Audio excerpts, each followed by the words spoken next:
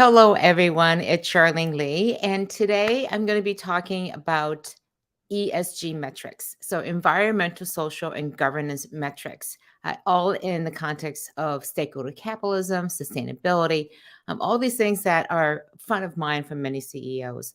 I was recently at a convention for my young presidents organization YPO, and it brought together with 2,600 CEOs from all around the world.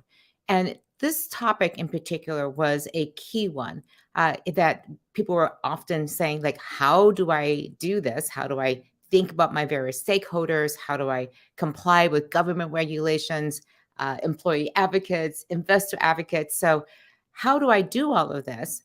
And in particular, how do I measure all of this? Because it is frankly a mess and about to get better. So, I wanted to do a deep dive into how do we measure something that's really hard to measure?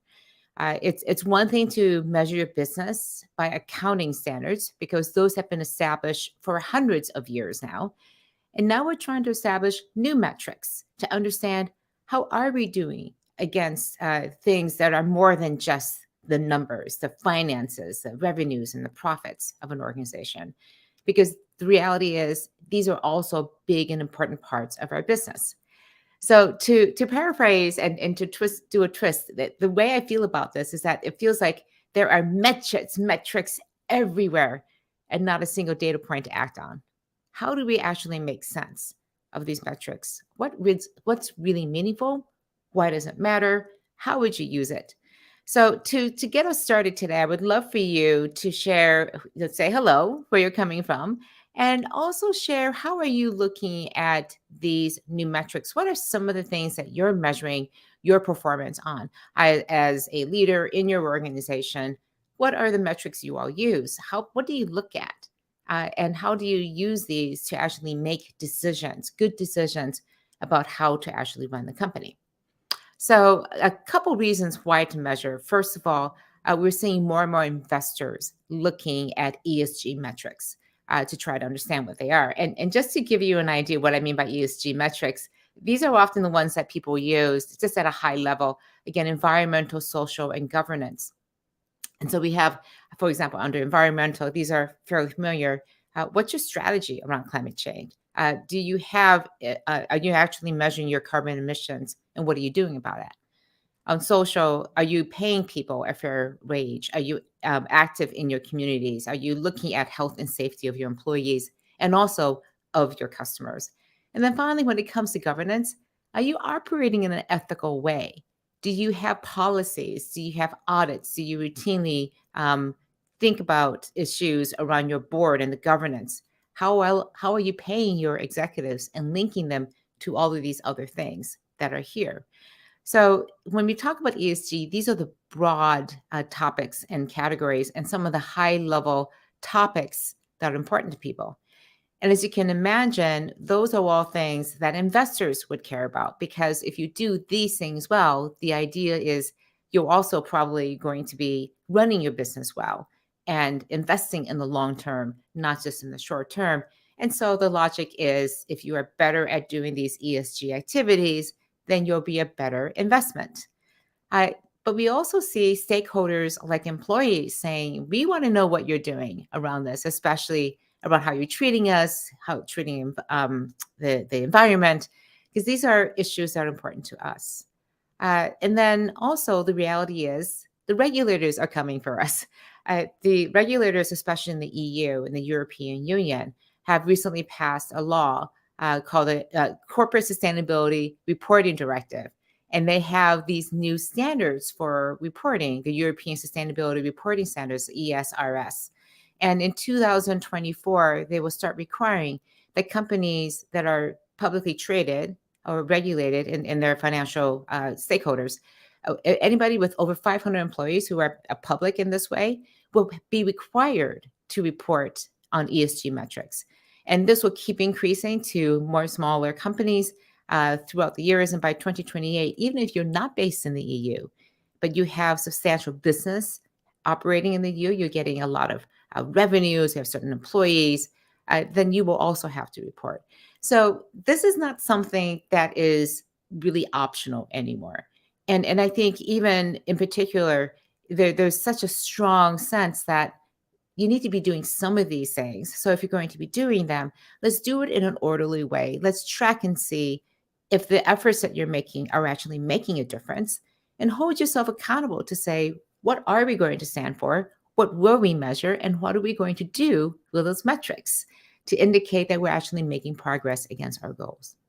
So, how do you actually do this? Well, a couple things to just give you an idea of how complicated it can be. So, I'm just going to throw up a couple things here. You saw those various metrics. The World Economic Forum has been hard at work at this, and they recently came out with a whole bunch of metrics around how to do this, how to think about the UN Sustainable Development Goals. So, this is just one framework of how to think about it. Here's another one that comes from at MSCI, again, another rating standards board often used by industry. And you can see here that, again, it's coming down to environmental, social, and governance pillars, different areas. There's so many metrics. Which of these are the most important? And you can see here in this particular graphic, there are some universal issues, but there are some, in this case, Grace Park Partners was showing how it could be really important for certain soft drink manufacturers. So again, this is one of the ways to be thinking about it. And the key here is to think about not just what's important, but also not just what are the metrics, but also what's most important to you, because not all metrics are created the same. And so one of the things I do want to go into is, how do you actually do this? How do you figure out what are the right metrics to use? Because you could spend a huge amount of time collecting all sorts of information, and it won't help you a smidge actually achieve your ESG goals. And it also won't help you move the needle when it comes to having a dialogue with your investors about what's really important for your business. So, a couple steps to think about this. First of all, I think one of the most important things is to think about materiality, the very first thing. And that means what's material, what's important to not just you as an organization, but especially to your stakeholders. Now, stakeholders could be your customers. They care about product quality, for example, and reliability. It could be your employees, and they're concerned about a living wage, minimum wages. They're thinking about the working conditions they're in. They're thinking about representation and equal opportunity for people to be hired and then promoted in the organization. And then you're thinking also about just overall ethics of the organization. Are people being transparent? Do you have a good board that's independent? Is there diversity on the board to represent different stakeholders? So these are all different things. And just to give you an idea, there's an organization called MSCI, and they do a lot of ratings for investors. And one thing I really like that they do is they actually have a materiality calculator, or basically a engine to be able to show you what they look like. And so let me just make this a little bit bigger so it's easier to see. So, for example, you can go and look at the materiality of what's important against all the different metrics that they use in their measurement frameworks in the areas. And they highlight, just for healthcare services, which are the most important ones and how they rate them. And also how they weight them, WEIGHT, in their scoring of these companies. And just to give you an idea of what they do, what MSCI does is they give ratings to publicly traded companies everywhere from a AAA rating all the way down to a triple C. And you can see there's a nice bell curve here. But these ratings, again, are based on the materiality by industry. So here's one for healthcare services. And let me just put up the URL for this. And I'll also put it into, I got to go get the URL. I'll put it into the chat too as well, so that you have this and you can go and play with this very handy dandy tool, because it's a great way to be able to just understand what's the most important things that you have to do. And so let me just show you one other materiality index for packaged foods and meats. And what's really interesting, I think, about this is it's very different. So between packaged foods, as you can imagine, very different from healthcare services.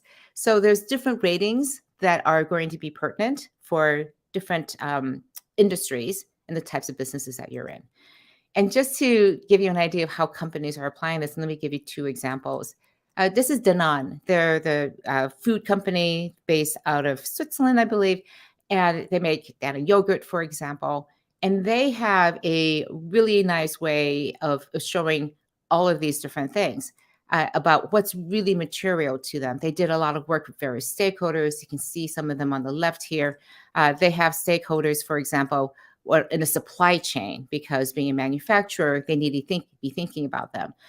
They think about the planet because they are using products in the supply chain, creating products.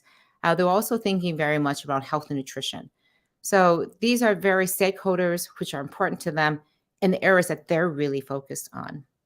I'll give you one other example of materiality, and that is from Ricoh. Again, they make printing equipment, and they have these 8 different stakeholders. And what I really like about them is that they then go and actually say, how are we performing on all of these? So after you figure out what's material, then they had very specific metrics against each and every single one of these areas across different areas. And they gave a report out on how they did in 2021 against each of those targets. So you can get really, really detailed into what's going on here. So I want to just take a minute and just talk a little bit about some of the things around materiality. That the most important thing here is to figure out what's the most important thing for stakeholders, which are the metrics that are most important to you, and then prioritize. So I see a lot of comments here. I want to take a look at them. I see DeWitt coming from Dubai, Kai coming from Amsterdam, Dan Sibusi from South Africa, Todd right here at Backyard, San Francisco. Hi, Todd. Great to see you here. Todd's a good friend of mine jumping in. And I just have this comment I just want to share also, because some of the issues around ESG and why it's such a hot button issue right now is what Dan says. ESG is a scam and will be used politically rather than for any objective general good. And that's why I wanted to take a moment and talk about ESG today, because if you are looking at these rating agencies, and you saw the one before, there are different ways that you can look at these metrics in the same way that you can use your reporting and your profit line to tell the story that you wanted to tell. So this whole issue of greenwashing, that you're going to put out this beautiful report that you do all these things really well, but in the background, you're actually not doing very good work. I think Tesla has been held up as a great example of this.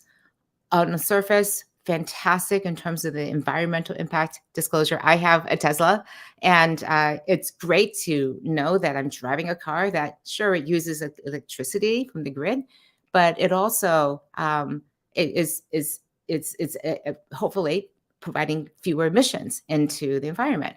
But they also don't have the greatest track record when it comes to reliability of the product. Those cars drive off the road, batteries explode. We have not the greatest employee practices and leadership from inside the company. So there are these stories that you can tell on one side as a company, but what's really going on, and are you really being transparent around each of these metrics? And what there's the thing that I really like about ESG, again, it will be politicized. There will be a lot of money involved with making these things work. But at the core, what they're trying to do is to really highlight what is going to be sustainable, what is going to be good for the business in the long term. Because if you run your company well, and not just for short-term profits, but for long-term sustainability, then these ESG metrics that reflect good business practices and good societal and environmental practices will also be reflected in the value that you are creating in the organization. So I want to take a few more minutes and just take a look at, let's see, we have a couple other things here. So let's see. Marissa, good to see you, Marissa, says my aunt is retired, but is still consulting. She's been involved in establishing the global, the PFAS science panel to help them understand how they're using chemicals. Anything can be analyzed, great point, but only after uniform metrics are in place. And that has been the challenge.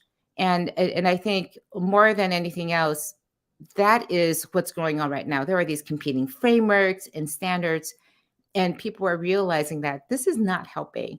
Let's try to get some organization around this. And I think, again, moves like the EU, there are moves by the US and the SEC, the Securities Exchange Commission, to standardize what does good look like when it comes to these measurements. Todd has, of course, and is always challenging me with a good question. Are there any metrics correlating companies that do ESG well with companies that are otherwise doing well, growth rates, net promoter scores, et cetera? I'm actually going to share that next week, Todd. I'm sorry I don't have that here today, but there are a lot of metrics that, for example, MSCI rates these companies along their ESG performance. And then you can see correlations between good ESG scores and also good, at least stock performance. Now, there's not the greatest connection between that, but again, there's been a lot of studies that correlate between ESG work, doing well in these areas, with good performance. And it makes logical sense because if you're paying attention to these things, it means that you have the leadership capacity, you have the ability and the processes in place to say, these are the things that are most important. These are the most material areas. I've done the homework and I've understood that these are the areas that require my attention, that are going to make the biggest differences for my customers, for my employees, for my supply chain, for my community and environment, and for my investors. And when I look at that holistically, I'm going to have a much better, robust strategy to be able to take into the market and be competitive. So that's why ESG is so important. It's not because it becomes this bludgeon for people to hold you accountable. It's holding yourself accountable as a business and as a leader to make sure that you're doing the right things to create a sustainable business across all areas of your business. And so Michelle has asked, is it possible to get a copy of these slides? There's always a difficulty of putting, I will do my best to put it into my feed, a link to these slides. It gets a little bit difficult, but I'll make sure I post it in the post slides. I usually do a column on Fridays, and I'll make sure that the slides are included in there. So Michelle, thank you for reminding me to post the slides. So I'm glad you're finding them helpful. All right, a couple of other things I wanted to say today. I'm watching the clock here. So the very first step to do is to figure out your materiality. What's most important? Not all metrics are created equal. So what's most important to your business? What's going to make the biggest impact? Again, you can look at some of the ones from Dana and from Rico. More and more companies are being transparent and saying what's material to them, to just have a better dialogue with people to understand how is this driving their priorities of what they focus on. The second thing to do then is to start measuring. Given these are your top priorities, then how are you doing? So there are so many frameworks out there. There's an ISSB, there's a Task Force for Climate-Related Financial Disclosures, TCFD, Global Reporting Initiative, GRI, the United Nations Principles for Responsible Investing, PRI. There are so many different frameworks. But you can also just start by picking the issues and asking some really basic logical questions. So, for example, do you pay your employees similar or better than comparably to other similar companies? What are your total emissions or water usage in the production of your products and your services? Is your accounting independently audited? How many board members do you have that are representative of different groups, of ethnicity, of gender, of sexuality, disability? And why would that matter to you? Be understanding that. How do you think about company ethics? What is ethical behavior? What does that look like? How would you measure it? So these are all great questions because you don't have to get complicated with a big standard. Looking at the materiality, what are the most important issues for your stakeholders? And then asking questions that those stakeholders would ask you. And how are you doing against those metrics then? A couple of questions here, comments here from Sarah. Let's see. Sarah says, you're loving this because you're a private firm starting down this path. Processes are in place, improvements are being made consistently that are indicative of how the firm is run holistically.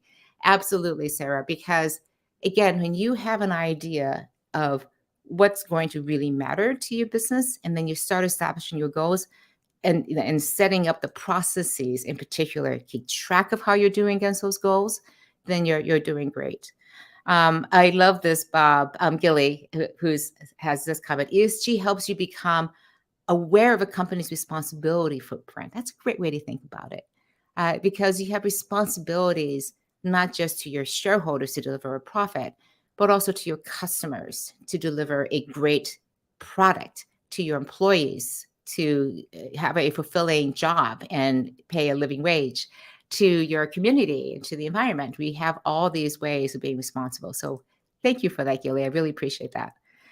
So once you have your materiality, you have your baseline of what you want to do measures, then you want to see what are your goals? What do you want to achieve?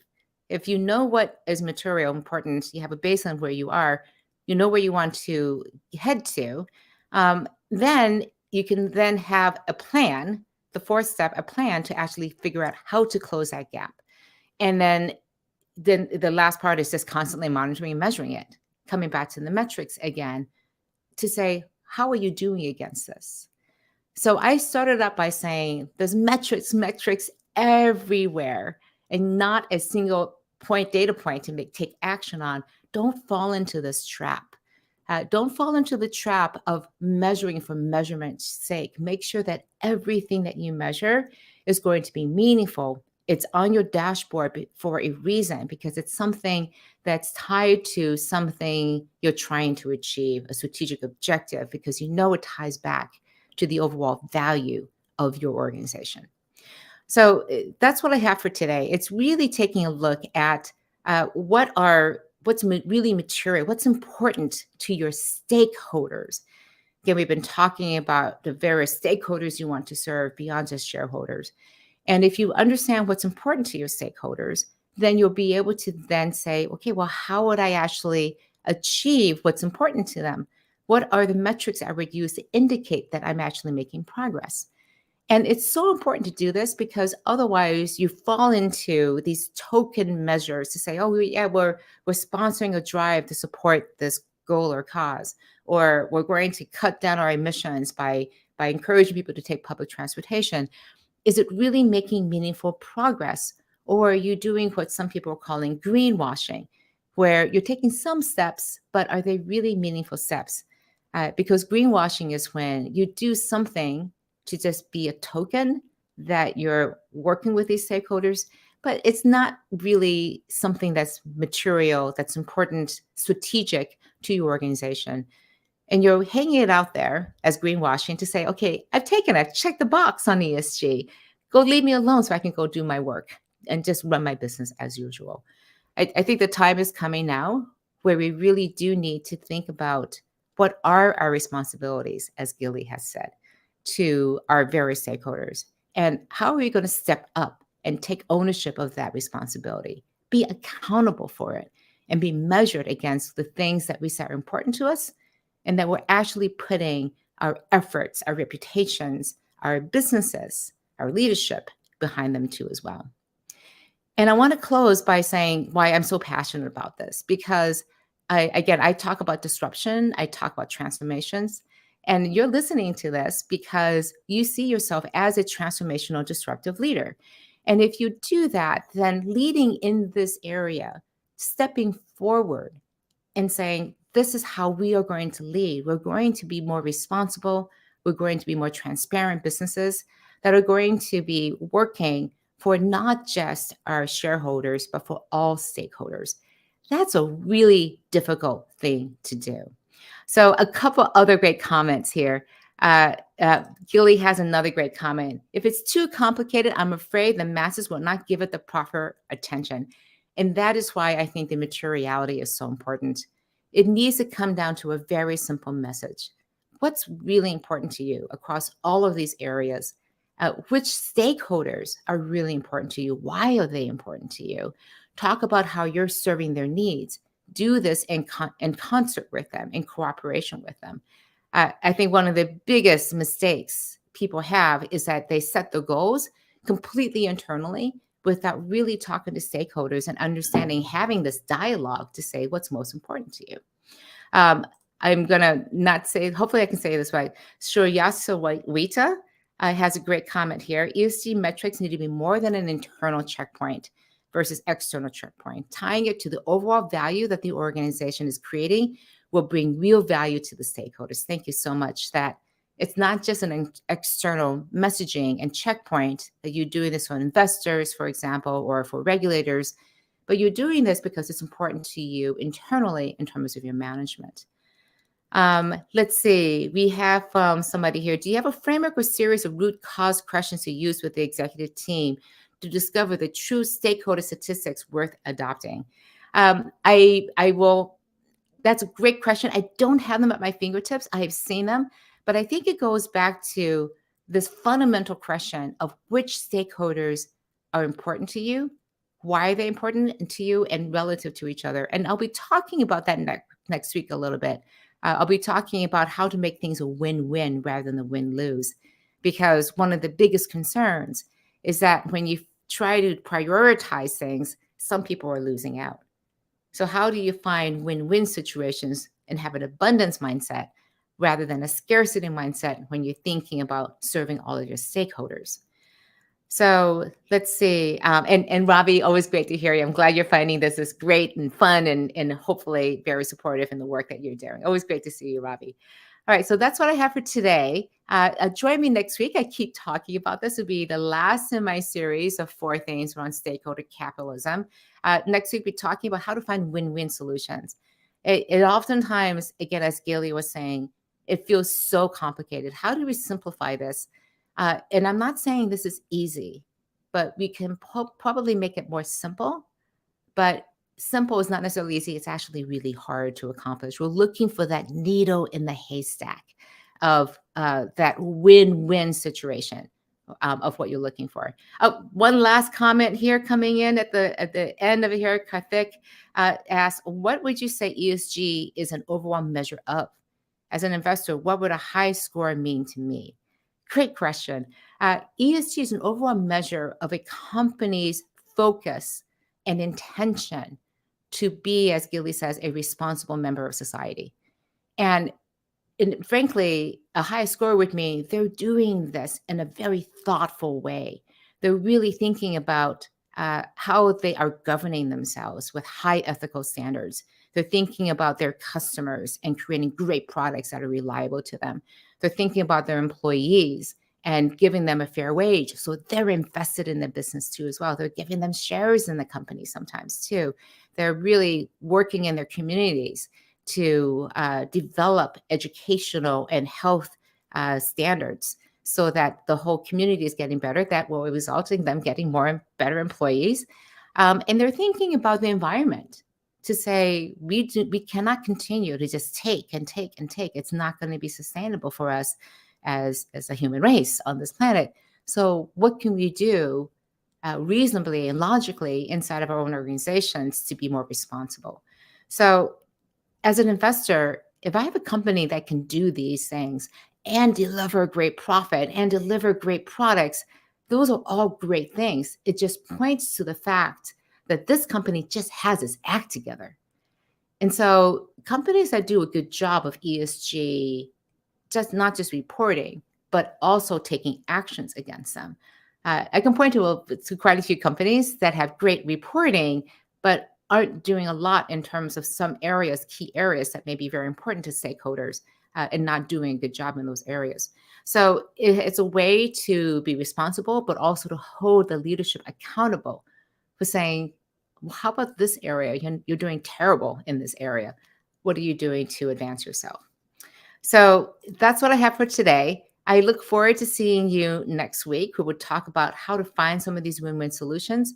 I'll be sure to pull in some of these starter questions too as well. It seems like there's an interest in how do we figure out even the most basic questions, which is a hard question to ask. Which are your most important stakeholders? How do we understand what their needs are and then build our materiality index against that? So until next week, think about who are your most important stakeholders. How do they want you to be acting? What are their needs and wants that you are going to have to address? Until then, I'll see you. Take care, and I'll talk to you next week. Thank you.